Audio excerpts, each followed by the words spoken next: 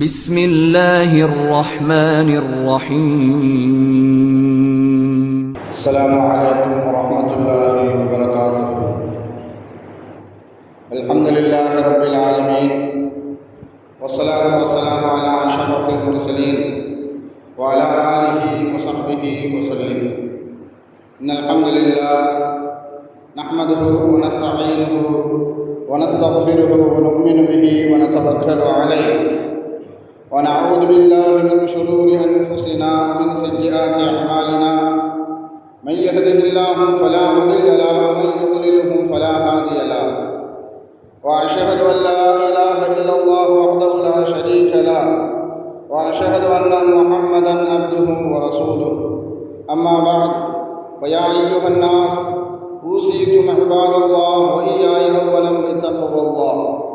قال الله تعالى: يا أيها الذين آمنوا اتقوا الله حق تقاته ولا تموتن إلا وأنتم مسلمون.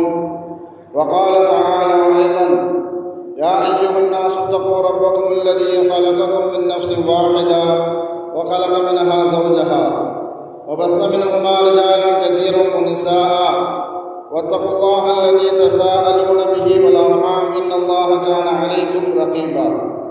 وقال تعالى أيضا: يا أيها الذين آمنوا اتقوا الله وقولوا قولا سديدا يصلح لكم أعمالكم ويغفر لكم ذنوبكم، ومن يطع الله ورسوله فقد فاز فوزا عظيما. صدق الله العلي العظيم. قال نبينا صلى الله عليه وسلم: فإن الأصدق الحديث كتاب الله، وخير الهدي هدي محمد صلى الله عليه وسلم، وشر الأمور محدثاتها، وكل محدثة بدعة، وكل بدعة ضلالة، وكل ضلالة في النار.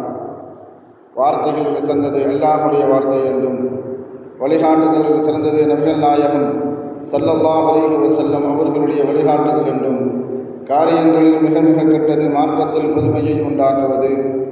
ஒவ்வொரு காரியமும் வழிகேடுகள் அனைத்தும் உங்களை நரகில் கொண்டு போய் சேர்க்கும் என்று நமது நபி ஸல்லல்லாஹு அலைஹி வஸல்லம் அவர்கள் தங்களுடைய ஒவ்வொரு சொற்பொழிவிலும் இந்த மனித சமுதாயத்திற்கு ஞாபகப்படுத்தியதை இந்த நல்ல சந்தர்ப்பத்தில் இங்கு ஒன்று கூடியிருக்கின்ற உங்களுடைய சிந்தனையிலும் ஆரம்பமாக இந்த நபிமொழியை ஞாபகப்படுத்தி எனது உரையை ஆரம்பம் செய்கிறேன். அல்ஹம்துலில்லாஹ்.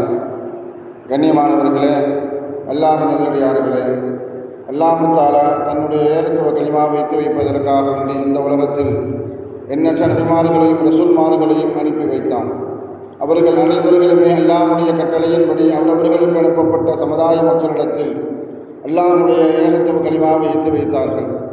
அத்தனை நபிமார்கள் மீதும் ரசூல்மார்கள் மீதும் இறுதியாக வந்த நமது நபி ஸல்லல்லாஹு அலைஹி வஸல்லம் அவர்களின் மீதும் அவர்களுக்கு இறங்கிய இறை செய்தியை கண்ணால் கொண்டும் காதால் கேட்டும் அப்படியே ஈமான் கொண்ட உத்தம சத்திய சஹாபாக்கள் சஹாபி பெண்மணிகளின் மீதும் அவர்களுக்கு பின் வந்த தாபின்கள் தபா தாபின்கள் இமாம்கள் நல்லோர்களின் மீதும் குறிப்பாக இந்த ஜும்மாவில் அல்லாஹ்வை பற்றியும் அவனுடைய தூதர் முஹம்மது நபி ஸல்லல்லாஹு அலைஹி வஸல்லம் அவர்களை பற்றியும் தெரிந்து கொள்வதற்காக வேண்டி இங்கு ஒன்று கூடியிருக்கின்ற உங்கள் மீதும் என் மீதும் உங்களது குடும்பத்தாரின் மீதும் எனது குடும்பத்தாரின் மீதும் அல்லாஹ்வுடைய சாந்தியும் சமாதானமும் திருப்பொருத்தமும் மன்னிப்பும் இன்றும் என்றென்றும் உண்டாவதாக என்று கூறி எனது உரையை ஆரம்பம் செய்கிறேன். அல்ஹம்துலில்லாஹ்.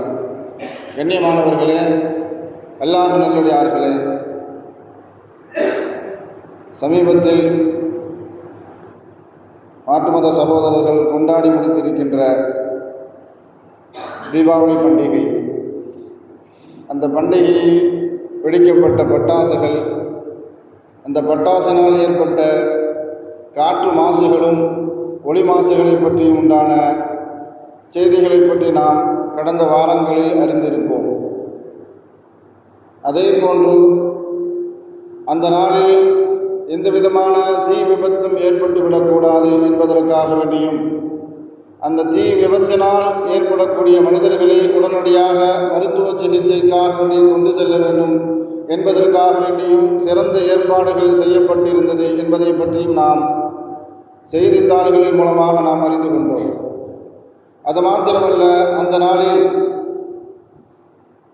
காற்று மாசினாலும் ஒளி மாசினாலும் எந்த பெரும் பெரும் நகரங்கள் எல்லாம் மிகப்பெரிய பாதிப்பு உள்ளாக்கப்பட்டது என்பதை பற்றி உண்டான கணக்கெடுப்பையும் தொலைக்காட்சியின் மூலமாக பத்திரிகையின் மூலமாக நாம் எல்லாம் அறிந்திருப்போம். அப்படி வந்த செய்திகளில் ஒரு செய்தி, அந்த வெடிக்கப்பட்ட பட்டாசுகளின் சப்தத்தை தாங்க முடியாமல், அந்த ஒளி மாசியினால் அதை பொறுத்து கொள்ள முடியாமல், ஏற்படக்கூடிய காசு மாசுகளை பொறுத்து கொள்ள முடியாமல் சில உயிரினங்கள் தன்னுடைய இருப்பிடங்களை விட்டும் வேறு இடத்திற்கு இடம்பெயர்ந்து சென்றுவிட்டது என்பதை பற்றியும், குறிப்பாக அதில் நாய்கள் மெட்ரோ ஸ்டேஷனுக்கு அமைதியாக இருக்கும் என்ற ரீதியில் அங்கு சென்று குடியேறிவிட்டது என்பதை பற்றி உண்டான செய்திகள் எல்லாம் நாம் பார்த்தோம். அப்படி அந்த நாளில் கிட்டத்தட்ட உத்தரப்பிரதேசத்தில் லக்னோவில் இருக்கக்கூடிய ஒரு கிராமத்தில் 65 மதிக்கத்தக்க ஒரு முதியவர் கொண்டாடப்பட்ட தீபாவளியில் வெடிக்கப்பட்ட பட்டாசின் காரணமாக அந்த ஒளி மாசை தாங்க முடியாமல், இந்த காற்று மாசை தாங்கிக் கொள்ள முடியாமல் தனக்கு சுவாச பிரச்சனை வந்துவிடுமோ என்ற காரணத்தினால் அங்கு இருக்கக்கூடிய ஒரு கோயிலின் வளாகத்தில் சென்று தன்னை பாதுகாத்துக் கொள்வதற்காக வேண்டி தஞ்சம் புகுந்து கொண்டார்.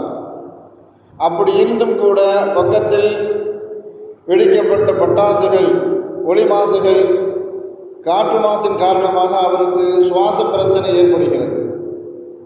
இந்த சுவாச பிரச்சனை அதிகமாகி அவர்களுக்கு இருமலை ஏற்படுத்தி, அந்த இருமல் அதிகமாகியதன் காரணத்தினால் அந்த வளாகத்திலேயே, அதாவது அந்த கோயில் வளாகத்திலேயே அவர் சிறுநீர் கழித்து விடுகிறார். இதை அருகாமையில் உள்ள பார்த்தவர்கள் எல்லாம் அதை நீதான் சுத்தம் செய்ய வேண்டும் என்று வற்புறுத்தி இருக்கிறார்கள். இது ஒரு நார்மலான ஒரு செய்தி. ஆனால் வருத்தத்திற்குரிய வேதனைக்குரிய ஒரு செய்தி என்னவென்றால், அவர் அந்த சிறுநீரை எப்படி சுத்தம் செய்ய வேண்டும் என்பதை பற்றி அவரை கட்டாயப்படுத்தி வற்புறுத்தி துன்புறுத்தி அவருடைய சிறுநீரை தன்னுடைய நாக்கினால் நக்கித்தான் சுத்தம் செய்ய வேண்டும் என்பதாக வற்புறுத்தி இருக்கிறார்கள். இந்த செய்தியை நாம் அப்படி நம்ம கண் முன்னாடி வச்சுக்குவோம்.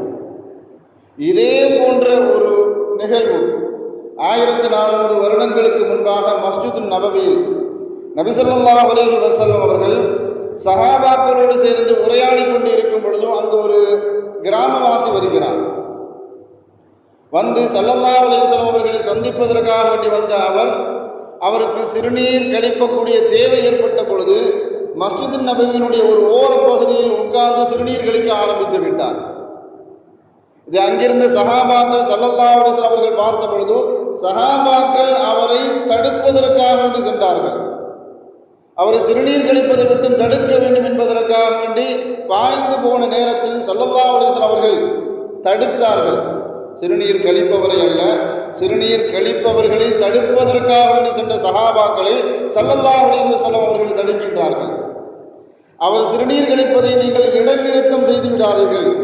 அப்படி நீங்கள் செய்துவிட்டால் அவர் பயத்தின் காரணமாக அவர் அங்குமிங்கும் ஓடிவிட்டால் அந்த சிறுநீர் மஸ்ஜிது நபவியினுடைய எல்லா பகுதியிலும் பட்டுவிடும். அதன் காரணத்தினால் அவரை முழுமையாக சிறுநீர் கழிக்க விடுங்கள் என்பதாக ஸல்லல்லாஹு அலைஹி வஸல்லம் அவர்கள் சஹாபாக்களுக்கு கட்டளையிட்டார்கள்.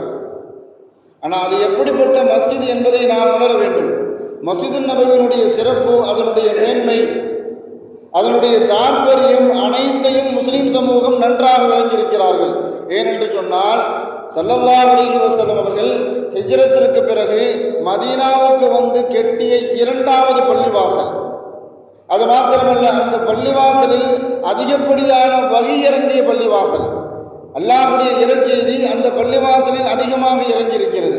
மாத்திரமல்ல, ஸல்லல்லாஹு அலைஹி வஸல்லம் அவர்கள் நன்மைக்காக வேண்டி ஒரு மனிதர் தனக்கு நன்மையை நாடி ஒருவர் பயணம் செய்து ஒரு பள்ளிவாசலுக்கு சென்று தொழ வேண்டும் என்று சொன்னால் அது 3 பள்ளிவாசலை ஸல்லல்லாஹு அலைஹி வஸல்லம் அவர்கள் அடையாளப்படுத்தினார்கள். காபத்துல்லாவும் மஸ்ஜிது நபவியும் ஜெருசலத்தில் இருக்கக்கூடிய பைத்துல் முகத்தஸ், இந்த 3 பள்ளிகளுக்கும் நீங்கள் நன்மையை நாடி அங்கு சென்று நீங்கள் பயணம் செய்து தொழுது கொள்ளலாம் என்பதாக ஸல்லல்லாஹு அலைஹி வஸல்லம் அவர்கள் வழிகாட்டி இருக்கிறார்கள். அப்படிப்பட்ட பள்ளிவாசலில் உட்கார்ந்து ஒரு கிராமவாசி சிறுநீர் கழித்து விட்டார். சிறுநீர் முழுமையாக கழித்த பிறகு ஸல்லல்லாஹு அலைஹி வஸல்லம் அவர்கள் அவர்களை அழைத்து சொன்னாங்க, இது சிறுநீர் கழிக்கக்கூடிய இடமல்ல, இது வணங்குவதற்காக வேண்டி கட்டப்பட்ட பள்ளிவாசல், இங்கு நீங்கள் அசுத்தம் செய்யக்கூடாது என்பதாக அவர்களை எப்படி உபதேசம் செய்யணுமோ அப்படி உபதேசம் செய்து அனுப்பிய நேரத்தில் அல்லாஹு தஆலா அவருடைய உள்ளத்தில் எந்த அளவுக்கு ஒரு மாற்றத்தை ஏற்படுத்தினான்னு சொன்னால், அவர் திருந்தியது மாத்திரமல்ல, வருந்தி தன்னுடைய சமுதாய மக்களிடத்தில் போய் சொல்கிறாரு, நான் இதே மாதிரி ஒரு நிகழ்வை இப்படி சந்தித்தேன், இதே மாதிரி ஒரு பள்ளிவாசலில் சென்று நான் சிறுநீர் கழித்து விட்டேன், அங்கு இருக்கக்கூடிய ஒரு மனிதர், ஒரு தலைவர் என்னிடத்தில் இப்படி உபதேசம் செய்தார் என்பதாக சொன்னது மாத்திரமல்ல, அவர் தன்னுடைய சமுதாயத்திலிருந்து 200க்கும் அதிகமான மனிதர்களை அழைத்து கொண்டு வந்து ஸல்லல்லாஹு அலைஹி வஸல்லம் அவர்களுடைய கரம் பிடித்து இஸ்லாத்தை ஏற்பதற்கு அவர் காரணமாக இருந்தார். ஆனால் இங்கு 65 மதிக்கத்தக்க ஒரு முதியவர் மனிதன் என்று பாராமல், மனித நேயம் என்று பாராமல், அவருடைய வயதிற்கு மரியாதை இல்லாமல், கிட்டத்தட்ட சனாதன கொள்கையை நிலைப்படுத்த வேண்டும், நீங்கள் வந்ததின் காரணத்தினால் இந்த இடம் தீட்டாகிவிட்டது, அசுத்தமாகிவிட்டது என்பதற்காக வேண்டி அந்த முதியவரை, அந்த வயதானவரை அவருடைய சிறுநீரையே அவருடைய நாக்கினால் சுத்தம் செய்ய சொல்லியிருக்கிறார்கள். நான் ஸல்லல்லாஹு அலைஹி வஸல்லம் அவர்கள் இங்கே எப்படி நடந்துக்கிட்டாங்கன்னு சொன்னால், சஹாபாக்களை அந்த சிறுநீரில் ஒரு வாளி தண்ணி ஊற்றி என்ன செய்யுங்க, நீங்கள் கழுகி விடுங்கள் என்பதாக சஹாபாக்களை ஸல்லல்லாஹு அலைஹி வஸல்லம் அவர்கள் ஏவினார்கள்.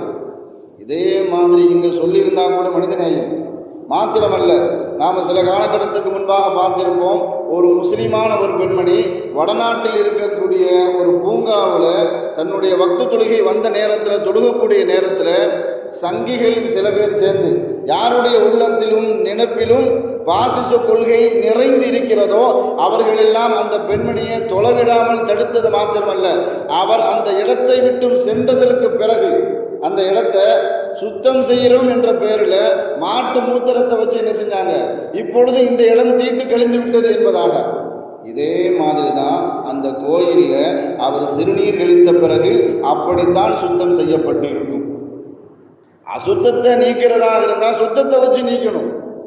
இவங்க அசுத்தத்தை நீக்குகிறோம் என்ற பெயரில் அதற்கு மேலே என்ன செய்கிறாங்க, அசுத்தத்தையே அதிகப்படுத்துகிறார்கள். ஆனால் ஸல்லல்லாஹு அலைஹி வஸல்லம் அவர்கள் காட்டி தந்த வழிமுறை அவரை மன்னித்தது மாத்திரமல்ல, அவரை உபதேசம் செய்ததன் காரணத்தினால் அவர் தானும் ஈமான் கொண்டது மாத்திரமல்ல, தன் சமூகத்தில் உள்ள 200க்கும் அதிகமான மனிதர்களை அழைத்து கொண்டு வந்து ஸல்லல்லாஹு அலைஹி வஸல்லம் அவர்களுடைய கரம் பிடித்து இஸ்லாத்தை ஏற்றுக்கொள்ள வைத்தார்கள். உலகத்தில் ஒரு சமயம் நிலைத்திருக்க வேண்டும், ஒரு மார்க்கம் நிலைத்திருக்க வேண்டும், தான் கொண்ட கொள்கைகள் நிலைத்திருக்க வேண்டும் என்றால் அந்த சமயத்தின் மூலமாக ஊட்டப்படக்கூடிய கொள்கை கோட்பாடுகள், அந்த மார்க்கத்தின் மூலமாக செய்யப்படக்கூடிய வணக்க வழிபாடுகள், அதில் பின்பற்றக்கூடிய மனிதர்கள், அவர்களுடைய நிலை, அவர்களுடைய பண்பாடுகள், அதை வைத்துத்தான் அந்த சமயமும் அந்த மார்க்கமும் அந்த மதமும் அந்த இடத்தில் நிலைத்திருப்பதும் அல்லது அந்த இடத்தை விட்டும் காணாமல் அழிந்து போவதற்கு காரணமே அது ஏற்றிருக்கக்கூடிய கொள்கை கோட்பாடுகள், அது போதிக்கக்கூடிய தத்துவங்கள். அதை வைத்துத்தான் எல்லா சமயத்தவர்களும் அந்த சமயத்தை நிலைத்து பிடித்து நிற்பதற்கு மிகப்பெரிய ஒரு காரணமே அந்த சமயத்தை பின்பற்றக்கூடியவனுடைய கொள்கை கோட்பாடுகளுடைய மனிதர்கள். இஸ்லாம் இன்று வரைக்கும் நிலைத்து நிற்பதற்குண்டான மிகப்பெரிய ஒரு காரணம், 1400 வருஷத்திற்கு முன்பாக ஒரு மனிதர் வந்து நமக்கு வழிகாட்டினார். வழிகாட்டியது மாத்திரமல்ல, அதை வாழ்ந்துவிட்டு வழிகாட்டி சென்றால் அதை நாம் பின்பற்றி நடப்பதன் காரணத்தினால்தான் இன்று வரைக்கும் அந்த கொள்கை கோட்பாடுகள், அந்த மார்க்கம் நிலைத்து நிற்கிறது. குறிப்பாக இந்த சமூகத்தில் பெரியவர்களுக்கும் பலகீனமானவர்களுக்கும் குறித்து இந்த சமூகத்தில் எப்பொழுதுமே ஒரு தனி பார்வை உண்டு. குறிப்பாக நபியினுடைய பார்வை வேறு, அல்லாஹ்வுடைய பார்வை எப்பொழுதுமே பலகீனமானவர்களின் பக்கம் அல்லாஹ்வுடைய பார்வை இருக்கும், முதியவர்களின் பக்கம், பெரியவர்களின் பக்கம் அல்லாஹ்வுடைய தனி பார்வை இருக்கும். உமர் ரலியல்லாஹு தஆலா அவர்களுடைய ஆட்சி காலம், உமர் ரலியல்லாஹு தஆலா அவர்களை ஒரு படையை ஒரு இடத்திற்கு அனுப்பி வைக்கின்றார்கள். அவங்களுடைய ஒரு சுன்னத்தை எப்படின்னு சொன்னால், ஸல்லல்லாஹு அலைஹி வஸல்லம் அவர்கள் ஒரு படையை அனுப்பி வைக்கும் பொழுது எப்படி அனுப்பி வைப்பார்களோ, முஆத் இப்னு ஜபல் ரலியல்லாஹு அவர்களை குதிரையில் ஏற்றி வச்சு மதீனாவினுடைய எல்லை பகுதி வரைக்கும் தான் நடந்து வந்து முஆத் ரலியல்லாஹு அவர்களை குதிரையில் மேலே ஈர்க்க சொன்ன அந்த குதிரையினுடைய கடிவாளத்தை பிடித்து கொண்டு வந்து மதீனாவினுடைய எல்லை பகுதி வரைக்கும் கொண்டு செல்வது ஸல்லல்லாஹு அலைஹி வஸல்லம் அவர்களுடைய சுன்னத். இந்த சுன்னத்தை உமர் ரலியல்லாஹு அவர்களும் பின்பற்றினார்கள். அவங்க ஒரு படையை அனுப்பி வைக்கும் பொழுதும் அந்த படையினுடைய தளபதியினுடைய குதிரையை தானும் பிடித்து கொண்டு வந்து மதீனாவினுடைய எல்லை பகுதியை நோக்கி சென்று கொண்டு இருக்கக்கூடிய நேரத்தில் ஒரு வயதான ஒரு பெண்மணி உமர் ரலியல்லாஹு தஆலா அவர்களுடைய எதிர் திசையில் வந்து நிற்கிறாங்க. கூனி குலுகிய அந்த கிழவி உமர் ரலியல்லாஹு தஆலா அவர்களை பார்த்து சொல்கிறாங்க, உமரே நீங்கள் அல்லாஹ்வை அஞ்சு கொள்ளுங்கள் என்பதாக. படையே அப்படி ஸ்தம்பித்து நிற்கிது. உமர் ரலியல்லாஹு தஆலா அவர்கள் முற்படுத்தி நிற்கிறார்கள். உமர் ரலியல்லாஹு தஆலா அவர்களுக்கு முன்னாடி அந்த பெண்மணி உட்கார்ந்து என்ன செய்கிறாங்க, நின்றுட்டு பேசுகிறாங்க. உமரே, நீ அல்லாஹ்வை அஞ்சுக்கொள். உன்னை நான் எப்பொழுது பார்த்துக்கிட்டு இருக்கேன் தெரியுமா? நீ சிறுவயதாக இருக்கும் பொழுதே உன்னை தெரியும். உன்னுடைய தந்தை ஹத்தாப் உன்னை திட்டுவார, அப்பிருந்தே என்ன தெரியும். நீ ஒட்டகம் வைக்க கூட லாய்க்கு இல்லை என்று உன்னுடைய தந்தை திட்டுவாரே, அப்பிருந்தே உன்னை தெரியும். நீ அல்லாஹ்வை பயந்து கொள். உமர் ரலியல்லாஹு தஆலா அவர்கள் ஒரு வார்த்தை பேசல, அப்படியே நிற்கிறாங்க. குனிஞ்சி இருந்து உபதேசத்தை கேட்கிறாங்க. இப்பொழுது உன்னை கண்டு வல்லரசு நாடுகள் எல்லாம் நடுங்கி கொண்டு இருக்கிறது. அந்த நேரத்தில் வல்லரசு நாடுகளாக இருந்த பாரசீகமும் ரோமும் உமர் ரலியல்லாஹு தஆலா அவர்களுடைய பெயரை கேட்டாலே நடுங்கி கொண்டிருந்த அந்த காலகட்டத்தில் இந்த பெண்மணி உமர் ரலியல்லாஹு தஆலா அவர்களுக்கு கூனி குறுகி நின்று என்ன செய்கிறாங்க, உபதேசம் செய்கிறாங்க. உமர் ரலியல்லாஹு தஆலா அவர்கள் அதை குனிஞ்சு உட்கார்ந்து கேட்குறாங்க. குனிஞ்சு நின்று என்ன செய்கிறாங்க, கேட்குறாங்க. பின்னாடி அப்படி படைகள் எல்லாம் அப்படியே ஸ்தம்பித்து நிற்கிறது. சில பேருக்கு ஒரு எரிச்சல் உண்டாக்குச்சு. நாம் எந்த காரியத்துக்காக வேண்டி போகிறோம், இந்த பெண்மணி இப்பொழுது நின்று கொண்டு கலீஃபா அவர்களுக்கு உபதேசம் செய்து கொண்டு இருக்கிறாரே அப்படின்னு எல்லாத்துக்கும் ஒரு விதமான ஒரு சலிப்பை ஏற்படுத்துச்சு. இப்பொழுதுதான் உனக்கு ஆட்சி அதிகாரம் வந்த பிறகு இப்பொழுதுதான் நீ அல்லாஹ்வை அதிகமாக அஞ்ச வேண்டும் என்பதாக உபதேசம் செய்துவிட்டு அந்த பெண்மணி அந்த இடத்தை விட்டு என்ன செய்கிறாங்க, போகிறாங்க. அப்போ அந்த படை தளபதி கேட்குறாரு, கலீஃபா அவர்களே, அந்த பெண்மனுடைய பேச்சுக்கு நீங்கள் இந்த அளவுக்கு முக்கியத்துவம் கொடுக்கணுமா? இந்த வயதான மூதாட்டியினுடைய பேச்சுக்கு நீங்கள் இந்த அளவுக்கு முக்கியத்துவம் கொடுக்கணுமா? நீங்கள் எவ்வளோ பெரிய கலீஃபா, நாம் எந்த காரியத்திற்காக வந்து சொல்கிறோம், இதையெல்லாம் பொருட்படுத்தாமல் அந்த வயதான பெண்மணி பேச்சை நீங்கள் அந்த அளவுக்கு முக்கியத்துவம் கொடுத்து பேசணுமா, கேட்கணுமா அப்படின்னு கேட்கும் பொழுது அந்த பெண்மணி யார் தெரியுமா உங்களுக்கு? உமர் ரலியல்லாஹு தஆலா அவர்கள் சொல்லி காட்டுறாங்க. அந்த பெண்மணி எவ்வளவு பெரிய சிறப்புக்குரிய பெண்மணி தெரியுமா? நான் அவருடைய பேச்சை கேட்டேன் என்று சொல்கிறாயே, அல்லாஹ் அவருடைய பேச்சை கேட்டான். அந்த பெண்மனுடைய பேச்சை அல்லாஹ் கேட்டான் என்பதாக உமர் ரலியல்லாஹு தஆலா அவர்கள் அந்த படையினருக்கு அந்த நிகழ்வை விளக்க ஆரம்பித்தார்கள். இந்த பெண்மணி ஒரு தடவை ஸல்லல்லாஹு அலைஹி வஸல்லம் அவர்களை சந்திப்பதற்காக வேண்டி வந்தார்கள். வந்து, யா ரசூலல்லாஹ், என்னுடைய கணவர் என்னை விகார் செய்து விட்டார் என்பதாக. விகார்னு சொன்னால் அந்த காலகட்டத்தில் தலாக்குக்கு சமமாக ஒரு மனிதர் அரபி என்ன செய்ய மாட்டாங்க, தன்னுடைய மனைவியை தலாக்குங்கிற வார்த்தையை சொல்ல மாட்டாங்க. அதற்கு பதிலாக உன்னை பார்த்தா, உன் முதுகை பார்த்தா என் உம்மை மாதிரியே இருக்குது, என் தாய் மாதிரியே இருக்குது, உன் கையை பார்த்தா என் தாய் மாதிரியே இருக்குது, உன் நடையை பார்த்தா தாய் மாதிரியே இருக்குது அப்படின்னு சொல்லிட்டாங்கன்னு சொன்னால் கணவனும் மனைவி என்ன செஞ்சிருவாங்க, பிரிஞ்சிருவாங்க. இந்த வார்த்தையைத்தான் அந்த பெண்மணியை பார்த்து அவருடைய கணவர் திகார் செய்திருக்கிறார்.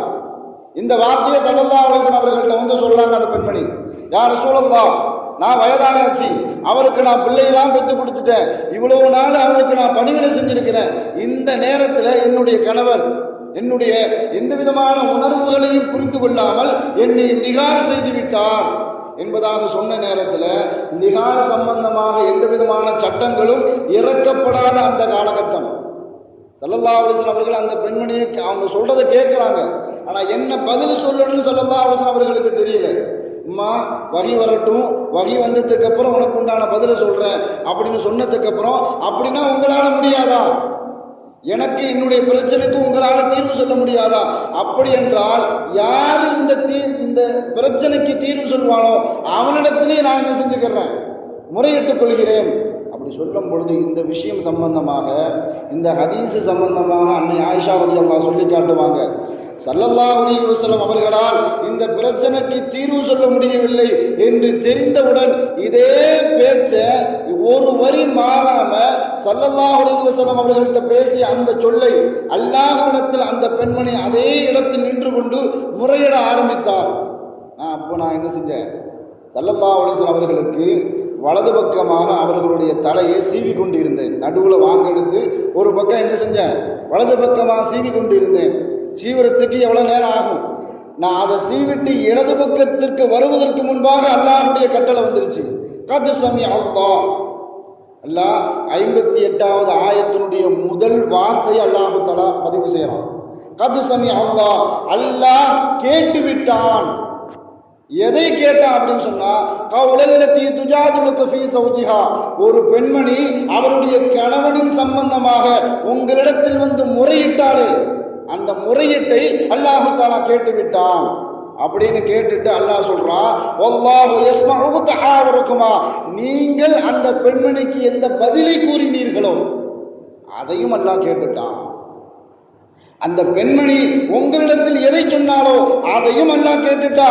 நீங்க அந்த பெண்மணிக்கு என்ன பதிலை சொன்னீர்களோ அதையும் அல்லாஹ் தஆலா என்ன செஞ்சுட்டா, கேட்டுட்டா என்ற விஷயத்தை அல்லாஹ் 58வது வசனத்துல பதிவு செய்ததை உமர் ரலியல்லாஹு தஆலா அவர்கள் இப்பொழுது சொல்லி காட்டினார்கள்.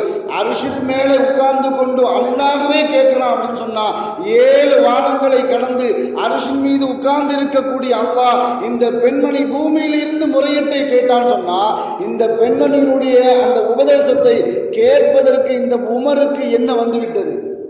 இன்னும் சொல்ல போனா உமர் ரலியல்லாஹு தஆலா அவர்கள் சொல்லி காட்டினார்கள், அந்த பெண்மணி இன்றைய நாள் முழுவதும் எனக்கு உபதேசம் செய்தாலும் சரி, நான் என்ன செய்வேன், குனிஞ்சு நின்று கேட்டுக்கிட்டே இருப்பேன், தொழுகைக்காக மாத்திரம். அப்பொழுது உமர் ரலியல்லாஹு தஆலா அவர்கள் பதிவு செய்கிறார்கள், தொழுகைக்காக மாத்திரம் நான் சென்றுவிட்டு மறுபடியும் அந்த பெண்மணியுடைய உபதேசத்தை நான் குனிந்து நின்று கேட்பேன். ஏன்னு சொன்னா, வயதானவர்களுக்கு, முடியாதவர்களுக்கு, பலகீனமானவர்களுக்கு இந்த சமூகத்தில் அல்லாஹ் தஆலா கொடுத்த இடம் அப்படிப்பட்ட ஒரு இடம். அதன் காரணத்தினால் அந்த பெண்மணியினுடைய உபதேசத்தை நான் கேட்பேன் என்பதாக உமர் ரலியல்லாஹு தஆலா அவர்கள் அந்த தளபதிக்கு இது சம்பந்தமான வரலாற்று விஷயத்தை உமர் ரலியல்லாஹு தஆலா அவர்கள் விளக்கி கொடுத்தார்கள். என்ன சொன்னால், எப்பொழுதுமே இந்த சமூகத்தில் பெரியவர்களுக்கும் வயதானவர்களுக்கும் பலகீனமானவர்களுக்கும் கொடுக்கப்படக்கூடிய இடம் என்பது மிக மரியாதையான இடம், அலாதியான இடம். அதனால தான் ஸல்லல்லாஹு அலைஹி வஸல்லம் அவர்கள் சொல்லி காட்டினார்கள், ஒரு வாலிபன் ஒருவருக்கு மரியாதை செய்கிறார், எதன் காரணத்தினால் என்றால் அவருடைய வயது மூப்பின் காரணமாக. நம்மை விடவும் வயது அதிகமானவர், வயதில் மூத்தவர், பெரியவர் என்ற காரணத்தினால ஒருவருக்கு மரியாதை செய்கிறார் என்றால், அவர் வயதாகும் பொழுது அவரை மரியாதை செய்யக்கூடிய கூட்டத்தார்களை அல்லாஹ் தஆலா உருவாக்குவான். எப்பொழுதுமே ஹதீஸை கவனித்து விளக்கம் சொல்லக்கூடிய ஹதீஸினுடைய முஃபஸ்ஸிரீன்கள், விளக்குரை சொல்லக்கூடியவர்கள் ஸல்லல்லாஹு அலைஹி வஸல்லம் அவர்களுடைய வார்த்தையை நுட்பமாக கவனித்து அதில் இருக்கக்கூடிய நுணுக்கத்தையும் நுட்பத்தையும் இந்த சமூகத்திற்கு அழகான முறையில் என்ன செய்வாங்க, விளக்கி தருவாங்க. ஸல்லல்லாஹு அலைஹி வஸல்லம் அவர்கள் சொல்லக்கூடிய ஒரு வார்த்தை, அவர் வயதாகும் பொழுது இவரை மரியாதை செய்யக்கூடிய ஒரு கூட்டத்தாரை அல்லாஹ் தஆலா உருவாக்குவான் அப்படின்னு சொன்னா, இந்த வார்த்தையினுடைய நுட்பம் கண்டிப்பாக அவருக்கு வயது ஆகும் அப்படிங்கிற ஒரு வார்த்தை என்ன செய்யறாங்க, இமாம்கள் பதிவு செய்வாங்க. வயதாகி விட்டால் அப்படிங்கிற ஸல்லல்லாஹு அலைஹி வஸல்லம் அவர்கள் ஷரத்து போடல, நிபந்தனை போடல. வயதாகும் போது அப்படின்னு சொன்னா அதுல பெரியவர்களுடைய துஆ இருக்குது, ஸல்லல்லாஹு அலைஹி வஸல்லம் அவர்களுடைய உண்மையான வாக்குறுதி இருக்குது. ஒருவருக்கு ஒருவர் மரியாதை செய்யும் பொழுது வயது மூப்பதின் காரணமாக, வயது முறிந்ததன் காரணமாக, நம்மை விடவும் அவர் மூத்தவர் என்ற ஒரு காரணத்தினால் ஒருவருக்கு மரியாதை செய்தால் அவருக்கும் அந்த வயதை கடந்து செல்வார் என்ற நுட்பத்தை ஹதீஸுடைய முஃபஸ்ஸிரீன்கள் நமக்கு தெளிவான முறையில் என்ன செய்வாங்க, பதிவு செய்வாங்க. ஏன்னா அந்த அளவுக்கு இந்த சமூகத்தில் வயதானவர்களுக்கும் பலகீனமானவர்களுக்கும் உண்டான ஒரு கருத்தை, ஒரு பார்வையை, அல்லாஹ்வுடைய பார்வையும் அவர்கள் மீது இருக்கும், ரசூலுடைய பார்வையும் அவர்களுடைய மீது இருக்கும். என்று சொன்னால், இந்த மனித வாழ்வு அல்லாஹ் தஆலா 3 கட்டங்களாக பிரித்து வைத்திருக்கிறான். மனித வாழ்வை 3 கட்டங்களாக பிரித்து வைத்திருக்கிறான். அதை பற்றி அல்லாஹ் குர்ஆன்ல சொல்லி காட்டும் பொழுது, அல்லாஹுல்லதீ ஹலககும் மின் துஃபின் சும்ம ஜஅல மின் பஅதி துஃபின் குவ்வா, ஆரம்பத்தில் நான் மனிதனை குழந்தையாக படைக்கும் பொழுது அந்த குழந்தையாக இருக்கக்கூடியது ஒரு பலகீனம். குழந்தை பிறப்பு என்பது ஒரு பலகீனம். அப்பொழுது அவனுக்கு மற்றவர்களுடைய தேவை ஏற்படும், உதவியினுடைய தேவை ஏற்படும். அதன் பிறகு மின் பஅதி துஅஃபின் குவ்வா, அதன் பிறகு நான் வாலிபத்தை கொடுப்பேன். வாலிபம் என்பது பலம், அது ஒரு சக்தி. அதன் பிறகு மின் பஅதி குவ்வத்தின் துஅஃபன் வ ஷைபா, அதன் பிறகு நான் வயோதிகத்தை கொடுப்பேன் அப்படின்னு சொல்லுவான் அல்லாஹ். 30வது அத்தியாயத்தில் 54வது வசனத்தில் அல்லாஹ் தஆலா இந்த வார்த்தையை பதிவு செய்வான். அப்படி சொல்லி காட்டும் பொழுது அல்லாஹ் சொல்லி காட்டுவான், ஆரம்பத்தில் நான் பலகீனத்தை கொடுக்கிறேன், இடப்பட்ட நேரத்தில் பலத்தை கொடுக்கிறேன், மறுபடியும் மீண்டும் வயோதிகத்தின் மூலமாக நான் அவர்களை பலகீனப்படுத்தினேன் அப்படின்னு சொன்னா மனித வாழ்வை பலத்தை விடவும் பலகீனம் தான் அதிகம். அதனால தான் அல்லாஹ் இன்னொரு இடத்துல சொல்லி காட்டுவா, குலிக்கல் இன்சான் ضعيفا, நான் மனிதனை பலகீனமானவனாகத்தான் நான் படைத்திருக்கிறேன் என்பதாக. நாம் பலகீனமானவர்களை நாம் துச்சமாக நினைக்கிறோம். நம் குடும்பத்தில் உள்ள பெரியவர்களை, பலகீனமானவர்களை, உடல் நலம் குறைந்தவர்களை நாம் துச்சமாக நினைக்கிறோம். நம்மோடு சேர்ந்து வாழக்கூடிய சிறுவர்களை, பலகீனமானவர்களை நாம் பாரமாக நினைக்கிறோம். ஆனால் அல்லாஹ் அவர்களை பரக்கத்துன்னு சொல்கிறான். ஸல்லல்லாஹு அலைஹி வஸல்லம் அவர்கள் அல் பரக்கத்து அகாபிரக்கும், உங்களுக்கு மிகப்பெரிய பரக்கத்தை உங்களிடத்தில் உன் சமூகத்தில் இருக்கக்கூடிய பெரியவர்களினால் தான் கிடைக்கிது. மாத்திரமல்ல, இன்னொரு ஹதீஸ்ல ஸல்லல்லாஹு அலைஹி வஸல்லம் அவர்கள் சொல்லி காட்டுவாங்க, லௌலா இபாதுல்லாஹி ருக்கஉன் வஸிபியானின் ருல்லஉன் வபஹாயிம் ருத்தஉன் லசுப்ப அலைக்குமுல் அதாப சுப்பா. உங்க சமூகத்தில் பெரியவர்களோ சிறியவர்களோ மேய்ந்து திரிந்திருக்கக்கூடிய ஆடு மாடுகளோ கால்நடைகளோ இல்லை என்று சொன்னால், ஸல்லல்லாஹு அலைஹி வஸல்லம் அவர்கள் நாம நினைக்கிறோம் நம்மளுடைய சம்பாத்தியத்தின் மூலமாகத்தான் நம்மளுடைய குடும்பம் நடந்துகிட்டு இருக்குது, நம்மளுடைய திறமையின் மூலமாகத்தான் நாம் நம்மளுடைய குடும்பத்தை நடத்திக்கிட்டு இருக்கிறோம் அப்படின்னு. ஆனால் ஸல்லல்லாஹு அலைஹி வஸல்லம் அவர்கள் சொல்லக்கூடிய ஒரு வார்த்தை என்னன்னு சொன்னால், உங்களுக்கு மத்தியில் உங்களுடைய குடும்பத்திலோ உங்களுடைய சமூகத்திலோ பெரியவர்களோ சிறியவர்களோ மேய்ந்து திரிந்து இருக்கக்கூடிய கால்நடைகளோ இல்லை என்று சொன்னால் அந்த சமூகத்தின் மீது அல்லாஹ்வுடைய வேதனை இறக்கப்பட்டுவிடும் என்பதாக ஸல்லல்லாஹு அலைஹி வஸல்லம் அவர்கள் எச்சரிப்பார்கள். ஏன்னா அந்த அளவுக்கு பலகீனமானவர்களுடைய பார்வை, நாம யாரை பாரமா நினைக்கிறோமோ அவர்களை அல்லாஹும் ரசூலும் பரக்கத்தை நினைக்கிறாங்க.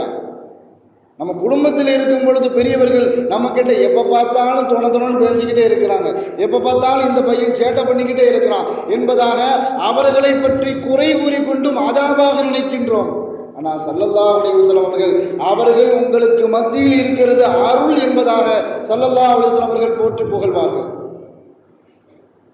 நமதுடைய மார்க்கம் நமக்கு கற்றுத்தரக்கூடிய மிகப்பெரிய ஒழுக்கமே என்னன்னு சொன்னால், சிறியவர்கள் பெரியவர்களுக்கு முந்தி கொண்டு சலாம் சொல்ல வேண்டும், அவர்களுக்கு முன்பாக முந்தி செல்லக்கூடாது, அவர்களுக்கு முன்பாக உட்காரக்கூடாது. உங்களுடைய குடும்பத்தில் ஏதாவது ஒரு பிரச்சனை ஏற்பட்டால் பெரியவர்களின் மூலமாக நீங்கள் தீர்வு காண வேண்டும். அவர்களை பெயர் சொல்லி அழைக்காதீர்கள், இமாமத்திற்கு பெரியவர்களுக்கு முக்கியத்துவம் கொடுங்கள் என்பதாக மார்க்கம் நமக்கு சிறந்த முறையில் வழிகாட்டும். ஸல்லல்லாஹு அலைஹி வஸல்லம் அவர்கள் பெரியவர்களுக்காக வேண்டி மிகப்பெரிய ரகசியங்களை எல்லாம் உடைத்திருக்கிறார்கள். ஒரு சஹாபி ஸல்லல்லாஹு அலைஹி வஸல்லம் அவர்கள்ட்ட கேட்குறாங்க, யா ரசூலல்லாஹ், முன்னாடி மாதிரி என்னால் இறை வணக்கத்தில் இரவுல நின்று என்னால் வணங்க முடியலை. அது ரமலானுடைய காலம், கடைசி 10 இந்த 10 கேட்குறாங்க ஒரு சஹாபி, யா ரசூலல்லாஹ், என்னால் முன்னாடி மாதிரி நின்று வணங்க முடியவில்லை, நான் ஒரு இரவை தேர்ந்தெடுக்க வேண்டும், அந்த இரவு நான் வணங்கக்கூடிய இரவு லைலத்துல் கத்ராக இருக்க வேண்டும், எனக்கு லைலத்துல் கத்ரை பற்றி சொல்லுங்க அப்படின்னு சொல்கிறாங்க ஸல்லல்லாஹு அலைஹி வஸல்லம் அவர்கள்ட்ட. ஸல்லல்லாஹு அலைஹி வஸல்லம் அவர்கள், நாம் ஹதீஸை பற்றி கேள்விப்பட்டிருப்போம், கடைசியினுடைய ஒற்றப்படையில் நீங்கள் என்ன செஞ்சுக்குங்க, தேடிக்கொள்ளுங்கள் என்பதாக. 21, 23, 25, 27, 29. ஏன்னா மனிதனுடைய பலகீனம், ஒரு இரவை சொல்லிவிட்டால் அதை தேர்ந்தெடுத்து கொண்டு அந்த இரவை மாத்திரமே வணங்கிவிட்டு மறுநாள் பள்ளிவாசலே காலியாக கிடக்கும். அந்த மாதிரி யாரும் செஞ்சிடக்கூடாது என்பதற்காக ஸல்லல்லாஹு அலைஹி வஸல்லம் அவர்கள் இந்த சமூகத்தின் மீது கொண்ட அக்கறையின் காரணமாக அப்படி செய்ய சொன்னாங்க.